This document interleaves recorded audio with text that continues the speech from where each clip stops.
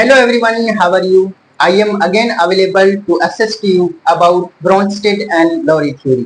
आज के टॉपिक में, आज के इस वीडियो में हम ये सीखेंगे कि ब्रॉन्स्टेड और लॉरी की थ्योरी जो एसिड और बेस को है वो किस तरह एक्सप्लेन करती है और इनकी क्या लिमिटेशंस है।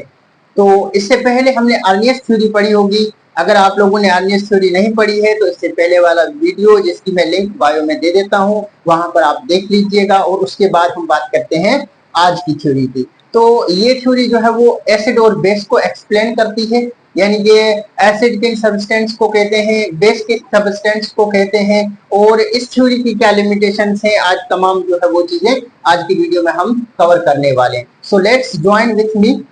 तो सबसे पहले हम बात करें इस थ्योरी में एसिड की। एसिड की सब्सटेंस को कहा जाता है, एसिड की सब्सटेंस को कहते हैं, ठीक है। सबसे पहले अगर हम बात करें एसिड, तो तमाम वो सब्सटेंस, वो मॉलिक्यूल्स, वो आयंस या वो केमिकल्स जो के प्रोटॉन को डोनेट करते हो। रिमेंबर दैट कि इस थ्योरी के अंदर जो है वो प्रोटॉन के एक्सचेंज की बात की जा रही है, प्रोटॉन के ट्रांसफर की बात की जा रही है, यानी कि जो केमिकल्स हैं उनके अंदर जो प्रोटॉन डोनेट होते हैं या प्रोटॉन एक्सेप्ट होते हैं, उसके बुनियाद पर ये थ्योरी है। तो ये थ्योरी जो है वो प्रोटॉन के ट्रांसफर के बुनियाद पर है। यहाँ पर एक पॉइंट मैं जरूर लिखूंगा जो है वो इस थ्योरी के एक्सप्लेन करने से पहले, कि ये थ्योरी जो है वो 1923 के अंदर जो है इस सेंचुरी में सजेस्ट हुई थी। और ये थ्योरी किसके बेस पर है? बेस्ड ऑन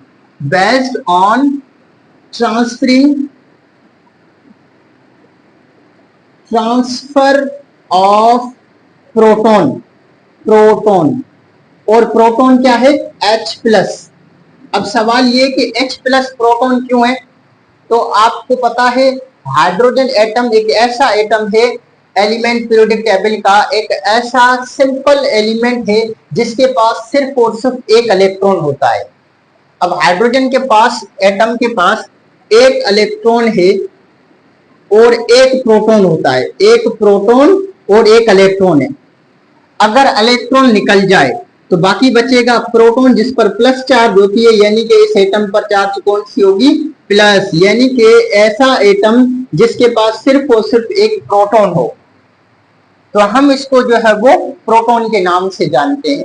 तो आज की थ्योरी इस प्रोटॉन के ट्रांसफर के बेस पर है। तो हम यहाँ पर देखते हैं कि ये थ्योरी जो है वो एसिड को कैसे एक्सप्लेन करती है।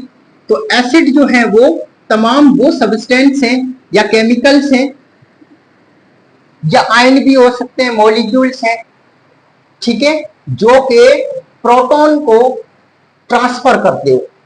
तमाम वो केमिकल्स, आयंस, मॉलिक्यूल, सब्सटेंस जो के प्रोटॉन को डोनेट करते हो, उन तमाम आयंस को या मॉलिक्यूल्स को या सब्सटेंस को हम क्या कहेंगे?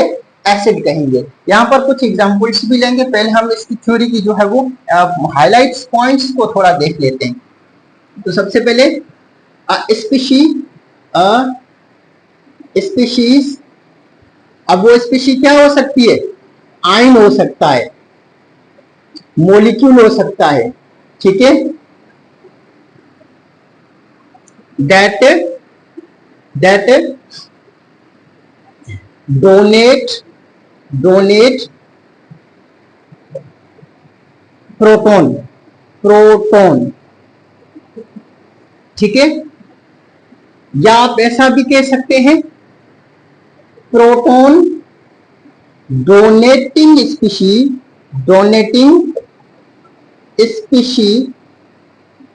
is called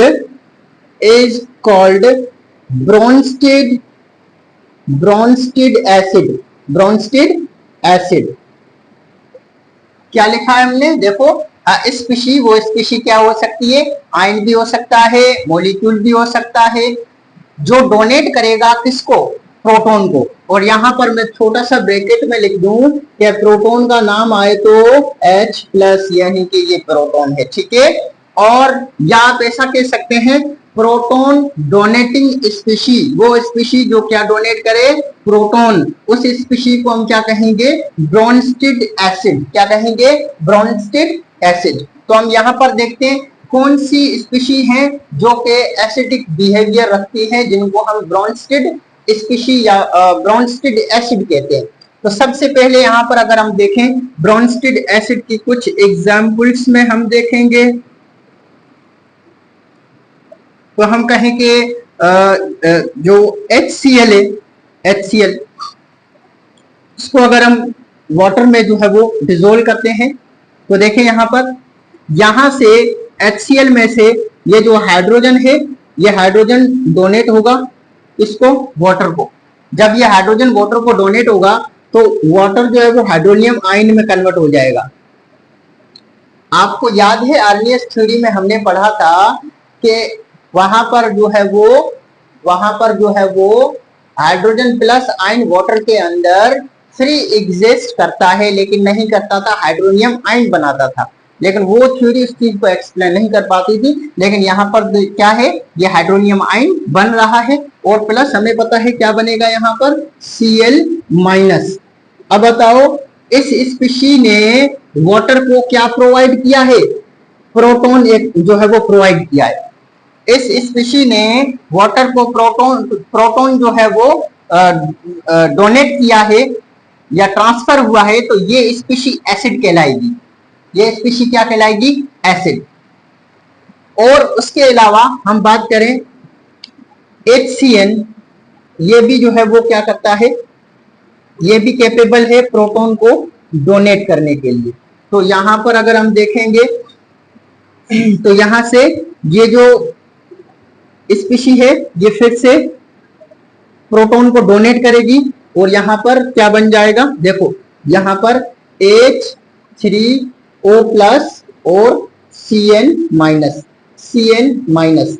अब बताओ एक और चीज मैंने यहाँ पर नहीं लिखी है, जस्ट मैंने यहाँ पर एसिड के बारे में लिखा है कि एसिड वो सब्सटेंस है जो एटम या आयंस है जो डोनेट करते हैं प्रोटॉन को। तो ये सब्सटेंस प्रोटॉन डोनेट कर रहा है तो ये एसिड है, ये सब्सटेंस प्रोटॉन डोनेट कर रहा है तो ये भी सब्सटेंस क्या कहलाएगा, एसिड कहलाएगा। तो बेस किसे कहेंगे, अब जो प्रोटॉन डोनेट करता है वो एसिड है, जो प्रोटॉन को एक्सेप्ट करता है वो बेस है। तो यहाँ पर अगर हम थोड़ी बेस की बात लिखें, क्योंकि हम ये एग्जाम्पल्स जो ले रहे हैं इस एक ही एग्जाम्पल के अंदर हम एसिड और बेस दोनों को कवर कर सकते हैं। तो पहले हम थोड़ी सी बेस की स्टेटमेंट देखते हैं कि बेस किसे कहेंगे। ठीक है, तो बेस क्या है, स्पीशी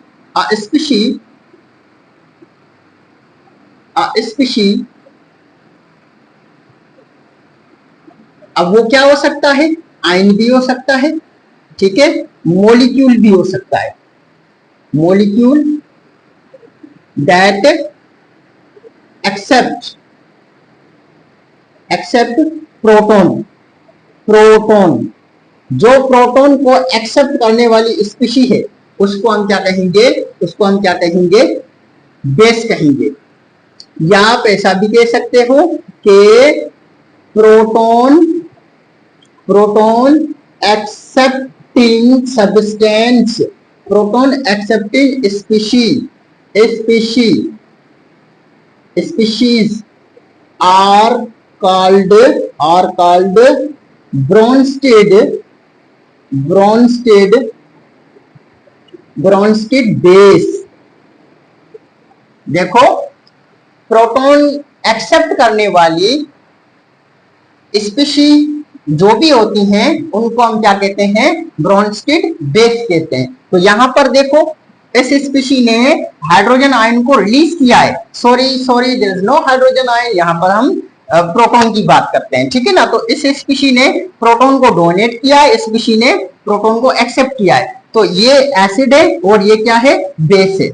अब यहां पर ये जो है प्रोटॉन जो है वो डोनेट कर रहा है, ये एक्सेप्ट कर रहा है, तो ये जो है वो एसिड कहलाएगा, और ये एक्सेप्ट कर रहा है तो ये क्या कहलाएगा, बेस कहलाएगा। बात समझ में आ रही है। इसी तरह अगर हम बात करें कि NH3 अमोनिया, ये वाटर के अंदर जो है वो डिजोल्व होता है, तो इसमें क्या होगा, वाटर जो है इस सब्सटेंस को यहां से,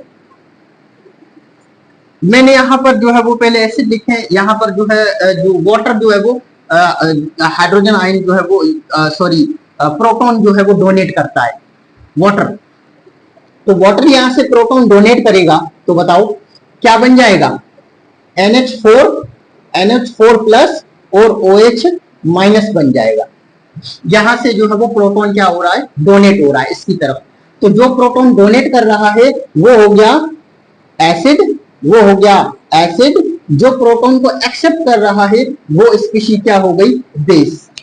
यहां तक आप सबको बात समझ में आई होगी। अगर हम इसी तरीके से लास्ट टाइम भी ये हम डिस्कस कर चुके हैं, HNO3 that is nitric acid, और nitric acid that is dissolve in water. ठीक है, और आप देखेंगे इसमें कि नाइट्रिक एसिड के अंदर यहां से H जो कि प्रोटॉन बनकर ये प्रोटॉन जो है वो ये सब्सटेंस प्रोटॉन इसको प्रोवाइड करेगा, तो ये अगेन हो गया एसिड, और ये सब्सटेंस एक्सेप्ट करेगा तो ये क्या हो जाएगा, बेस। तो बताओ यहां पर क्या रहेगा, यहां पर बन जाएगा NO3, यानी कि ये बन जाएगा H3O प्लस और NO3 माइनस। यहां तक सबको बात समझ में आ गई, यहां पर सबको बात समझ में आ गई। तो यहां तक जो है हम कह सकते हैं जो है वो एसिड वो सब्सटेंस है, या ब्रोंस्टेड एसिड, ब्रोंस्टेड लोरी एसिड वो सब्सटेंस हैं जो कि प्रोटॉन को डोनेट करते हैं, और ब्रोंस्टेड लोरी वो बेस हैं जो कि प्रोटॉन को एक्सेप्ट करते हैं। आई होप कि यहां तक आपको बात समझ में आई होगी। तो यहां पर जो है वो एसिड और बेस। अब यहां पर एक और इंटरेस्टिंग बात है कि जो एसिड और बेस हैं ये दोनों मिलकर एक पेयर बनाते हैं, जैसे हम कॉन्जुगेशन कहते हैं या कॉन्जुगेटेड पेयर कहते हैं, conjugate acid and base pair. तो लेट्स सी के कॉन्जुगेट एसिड और बेस क्या पेयर होते हैं, उसके बाद हम आगे बात करेंगे। पहले आप इसको लिख लें या स्क्रीनशॉट ले लें, फिर हम आगे बात करते हैं।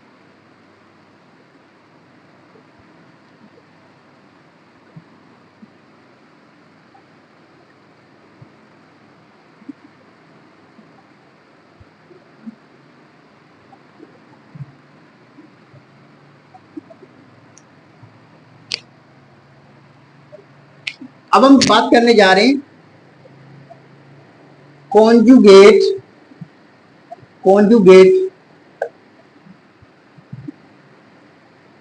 Acid base pair. भाई ये कॉन्जुगेट एसिड बेस पेयर क्या होते हैं, कॉन्जुगेट एसिड बेस पेयर क्या होते हैं? तो कॉन्जुगेट एसिड बेस पेयर ऐसी स्पीशीज हैं या ऐसे मॉलिक्यूल्स हैं जिनके अंदर डिफरेंस प्रोटॉन का होता है।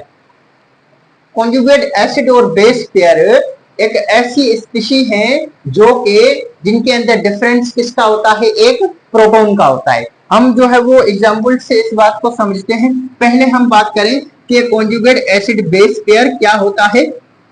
तो conjugate acid base pair, the conjugate acid base pair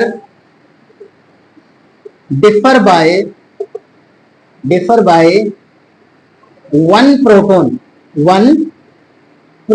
एक प्रोटॉन का फर्क होता है, बस एक प्रोटॉन का डिफरेंस होता है। यहां पर देखें, जैसे अगर मैं कहूं कि यहां पर HCN है, HCN, और ये रिएक्ट करता है वाटर के साथ, तो यहां पर क्या बनेगा, देखें यहां से ये सब्सटेंस इसको प्रोटॉन डोनेट करेगा, और आप सबको पता है अभी हमने पढ़ा है जो प्रोटॉन को डोनेट करेगा वो सब्सटेंस क्या कहलाएगा, एसिड कहलाएगा।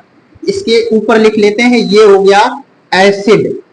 ये सब्सटेंस क्या डोनेट करेगा, एक मिनट थोड़ा सा हम जो है इसको सफाई से लिख लें ताकि एक बार ही हमें लिखना पड़े, तमाम मॉलिक्यूल्स को हम लिख सकते हैं। यहां पर मैं लिख लेता हूं एसिड और यहां पर बेस, अगेन यहां पर एसिड और यहां पर बेस। यहां पर देखो, अब जैसे हमारे पास एक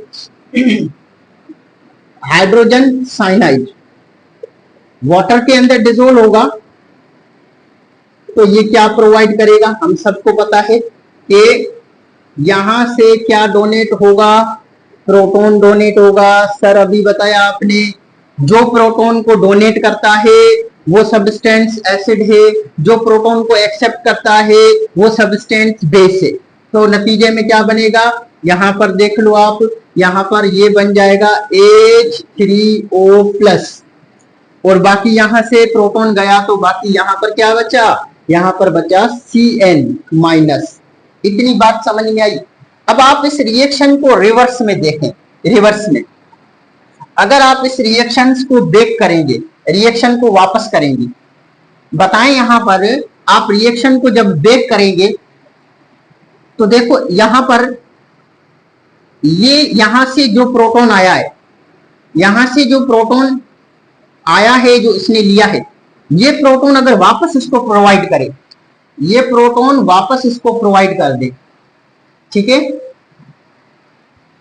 जब ये इसको वापस प्रोवाइड किया जाएगा तो मुझे ये बताओ जो प्रोटॉन को डोनेट करने वाली स्पीशी होगी वो क्या कहलाएगी, एसिड, और जो प्रोटॉन को एक्सेप्ट करने वाली स्पीशी है वो क्या कहलाएगी, बेस।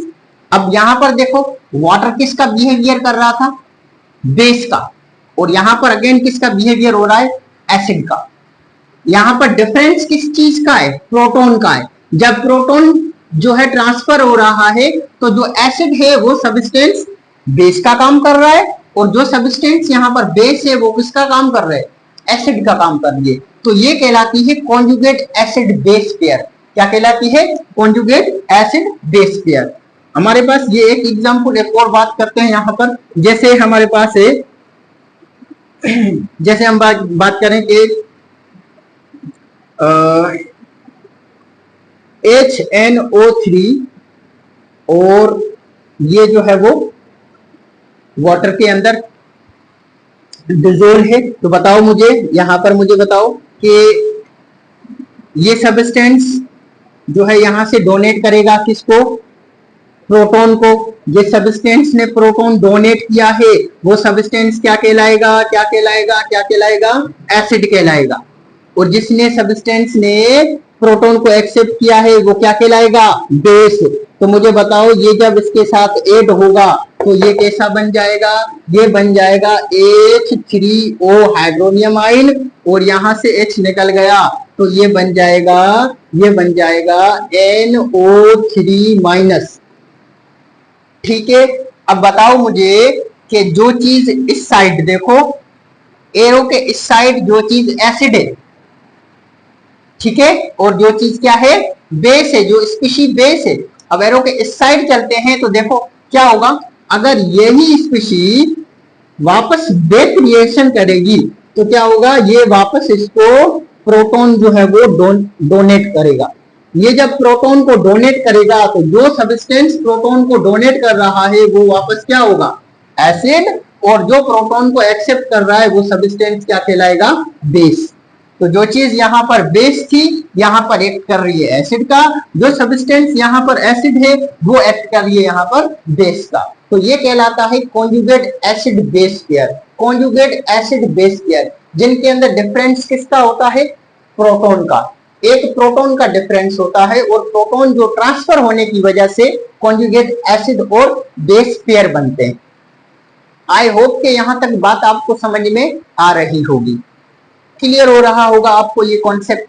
जैसे अगर हम एक और एग्जांपल यहां पर ऐड करते जाएं तो जैसे NH3 अमोनिया, ठीक है, और अगेन ये जो है वो वाटर के अंदर, तो बताओ यहां से क्या होगा, यहां पर एक ये इस तरह H2O रिएक्ट विथ NH3, तो यहां से क्या होगा कि प्रोटॉन डोनेट किया जाएगा, प्रोटॉन डोनेट किया जाएगा यहाँ से। जो चीज प्रोटॉन डोनेट कर रही है, एसिड जो एक्सेप्ट कर रही है बेस, तो क्या बन जाएगा। अब आपको जो है वो क्लियर हो रही होगी बात। प्रोटॉन को ही ऐड करना है यहाँ पर, तो NH3 तो ऑलरेडी था, NH3 ऑलरेडी था।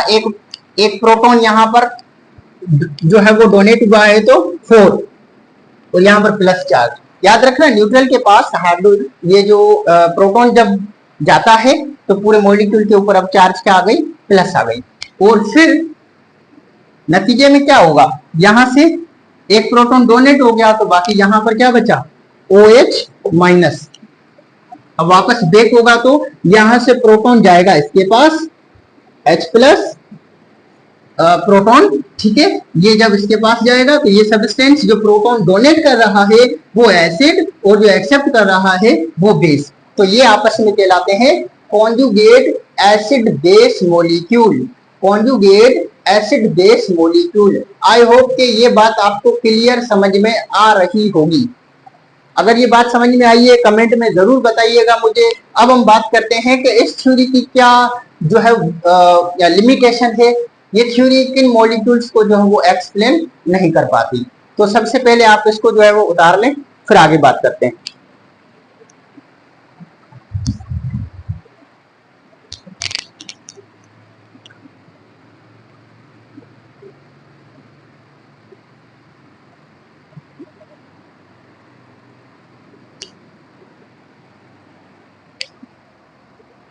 अब हम इस थ्योरी की कुछ जो है ना लिमिटेशंस के बारे में देखते हैं। लिमिटेशन,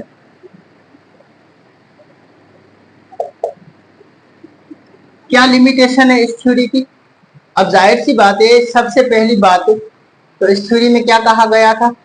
देखो पहले हमने इसकी तमाम कॉन्सेप्ट को समझा, इसके तमाम पॉइंट्स को समझा।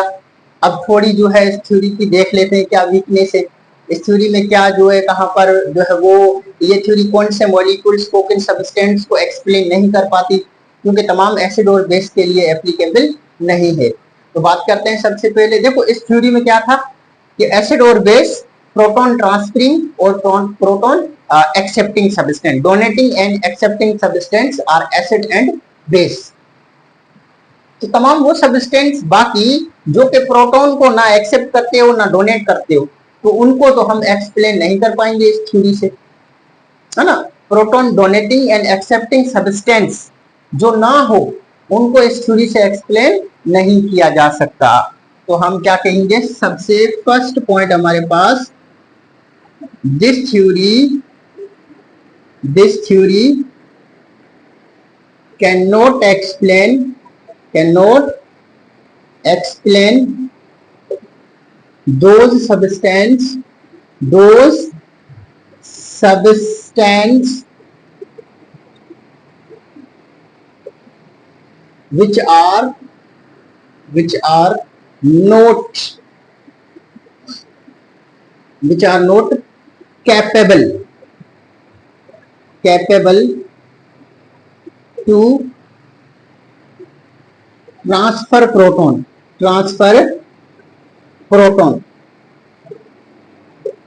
को ट्रांसफर ना कर सके, वो तो हम ये इस थ्योरी से एक्सप्लेन नहीं कर सकते। उसके अलावा अगर हम बात करें इस थ्योरी की, तो यहाँ पर जैसे मॉलिक्यूल है, आपने आर्नियस थ्योरी पढ़ी थी जिसके अंदर तमाम एसिड्स की बात की थी और बेस की बात की थी। अब मुझे ये बताओ, जो बेस है, जैसा जो वो वाले बेस जो उसके अंदर हाइड्रो ऑक्साइड आयंस होते हैं, यानी कि जो है वो, जैसे हम बात करें NaOH, potassium hydro oxide, calcium hydro oxide, ठीक है, एल्यूमिनियम हाइड्रो ऑक्साइड। अब ये जो भी एसिड है, अब इनके पास क्या कैपेबिलिटी है, ये OH रिलीज करते हैं, लेकिन इस थ्योरी से तो हम एक्सप्लेन नहीं कर सकते क्या ये सब्सटेंस या ये जो कंपाउंड्स हैं, ये कंपाउंड्स प्रोटॉन को एक्सेप्ट करते हैं। नहीं, ये सब्सटेंस प्रोटॉन को एक्सेप्ट नहीं करते। तो इन ये वैसे बेस का बिहेव रखते हैं, इस थ्योरी से तो हम एक्सप्लेन नहीं कर पाएंगे। तो बेस तो वही है जो प्रोटॉन को एक्सेप्ट करते हो। अब ये तो कोई प्रोटॉन एक्सेप्ट नहीं करते, तो हम क्या कहेंगे, वो सब्सटेंस जो OH कंटेन करते हैं या ये वाले जो कंपाउंड है, इनको इस थ्योरी से हम कभी भी एक्सप्लेन नहीं कर सकते। ठीक है, दिस थ्योरी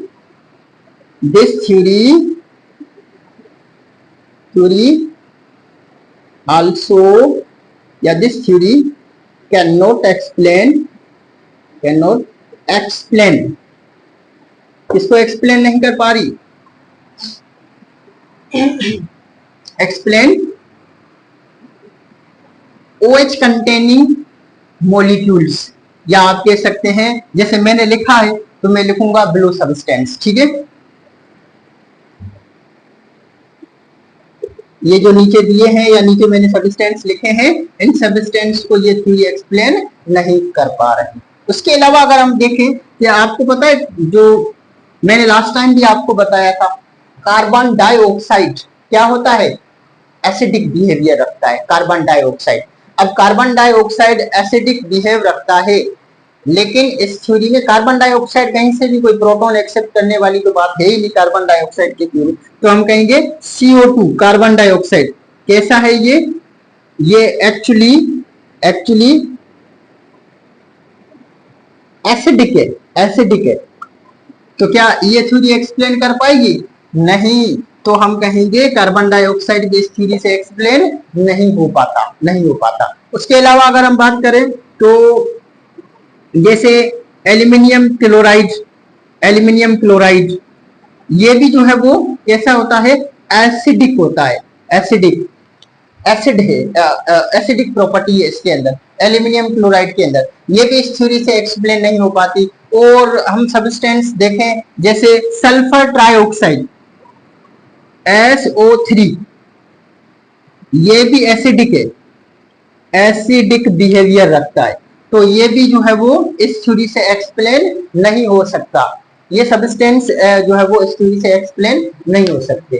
तो ये किसको एक्सप्लेन करती है, जस्ट वो सब्सटेंस जो के जिनके अंदर क्या होती है, ट्रांसफरिंग ऑफ प्रोटॉन।